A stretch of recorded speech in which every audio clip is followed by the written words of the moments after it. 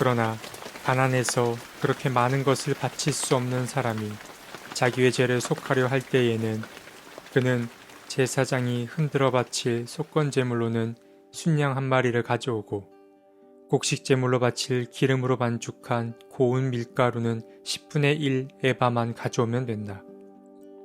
기름은 마찬가지로 한 록이다. 힘이 닿는 대로 산비둘기 2마리나 집비둘기 새끼 2마리를 가져다가 한 마리는 속죄제물로 다른 한 마리는 번제물로 바치면 된다. 레위기 14장 21절에서 22절 말씀. 오늘 함께 살펴볼 레위기 14장에는 크게 2가지 정결 예식이 등장합니다. 먼저 한 가지는 악성 피부병에 걸린 환자를 위한 정결 예식이고, 다른 한 가지는 건물에 생긴 피부병, 즉 집에 생긴 곰팡이를 위한 정결 예식입니다. 14장 이야기는 바로 이전 장인 13장 이야기의 연장이거나 또는 확장이라고 할 수 있습니다. 먼저 개역개정 성경에는 나병 환자로 표현되는데, 이 나병 환자, 즉 악성 피부병에 걸린 환자는 반드시 제사장에게 그 몸을 보여야 했습니다. 제사장을 만난 환자는 진 밖으로 함께 이동하게 됐는데, 이는 공동체를 보호하기 위한 자발적인 격리라고 할 수 있습니다. 13장은 피부병에 걸린 이 환자를 치유하는 과정을 보여줬다면 14장에서는 이 환자를 정결케 하는 예식을 보여줍니다. 그러니까 히브리 민족은 2가지의 회복 과정을 거쳤는데, 먼저 한 가지는 육체의 회복이었고 다른 한 가지는 하나님과의 관계 회복이었습니다. 육체의 질병이 곧 죄와 관련되어 있었던 구약의 시대상이 잘 반영되어 있다고 볼 수 있습니다. 악성 피부병에 걸린 사람을 깨끗게 하기 위해서는 조금 특별한 예식을 치르는데, 제사장은 사람들로 하여금 구별된 새 2마리와 백향목, 홍색 털실과 우슬초를 가져오게 했습니다. 여기서 새는 부정한 기운을 가져가는 존재를 말하고, 백향목은 힘을 상징하며 홍색 실은 새로운 생명을 의미하고 우슬초는 정결함을 뜻합니다. 이렇듯 상징물들을 통한 정결 예식이 마쳐지면 8일째 되는 날 하나님 앞에 몇 가지 제사를 드리게 됩니다. 그래서 악성 피부병에 걸렸던 사람은 흠없는 순양 2마리와 흠없는 어린 암양 1마리, 또 고운 밀가루와 기름을 가져와야 했습니다. 이는 육체가 치유된 후에도 하나님과의 관계 회복을 위해 반드시 거쳐야 할 제사를 위한 준비물들이었습니다. 제사장은 순양의 피를 받아다가 깨끗게 되려는 사람의 오른쪽 귓볼과 오른손 엄지, 오른발 엄지에 각각 발랐습니다.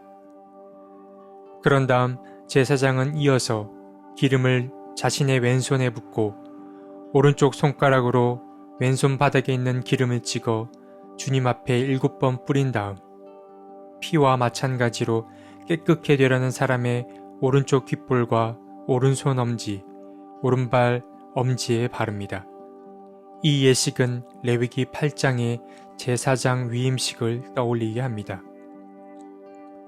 그런데 구약의 하나님은 엄했지만 그렇다고 연약한 자들에 대한 배려가 없었던 것은 아니었습니다. 값비싼 동물을 구하기 어려웠던 가난한 사람들은 순양 1마리와 고운 밀가루 조금, 적당한 양의 기름과 마지막으로 산비둘기 또는 집비둘기 2마리를 가져오면 됐습니다. 물론 이 제사 물품이 결코 적은 양은 아니지만 주님은 이렇게 약자들을 배려하셨습니다. 그리고 다음은 악성 피부병에 걸린 사람에 이어 건물 혹은 집에 생긴 곰팡이에 관한 정결 예식이 등장합니다. 레위기 13장에는 옷이나 천, 가죽 등의 곰팡이가 피거나 묻었을 때 어떻게 하면 깨끗함을 받을 수 있는지 이야기가 등장했습니다. 14장에는 13장 이야기의 연장으로 집이나 건물에 곰팡이가 피었을 때 어떻게 정쾌될 수 있는지가 등장합니다.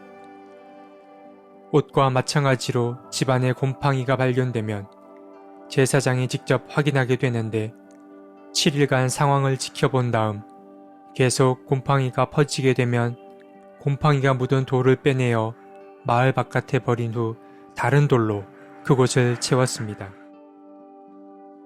하지만 곰팡이가 집안 전체에 퍼졌을 경우에는 집주인은 그 집을 허물고 새롭게 지어야만 했습니다. 제사장이 그 집을 정하다고 선언하면 하나님 앞에 마지막 의식을 치르게 되는데 이는 13장의 가죽이나 천에 곰팡이가 폈을 때와 매우 유사한 방식으로 진행됩니다. 집주인은 제사장에게 새 2마리와 백향목까지, 홍색 털실과 우슬초 한 포기를 가져오게 했습니다.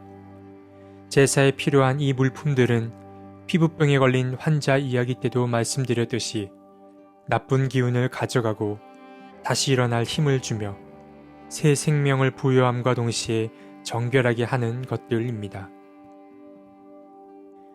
이러한 정결 예식은 생소하고 참 낯설게 느껴집니다.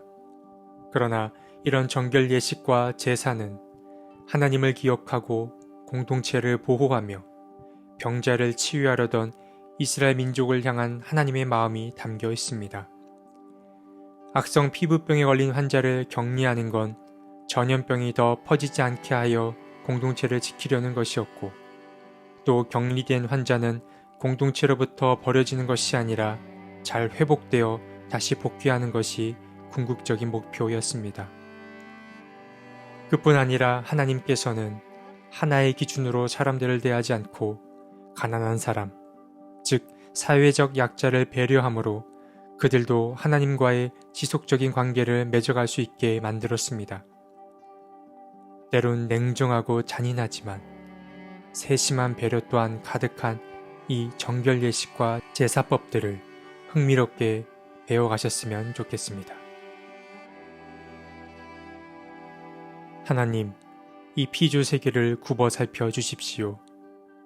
그리고 그곳에 발 딛고 살아가는 모든 피조물들을 사랑으로 돌보아 주십시오.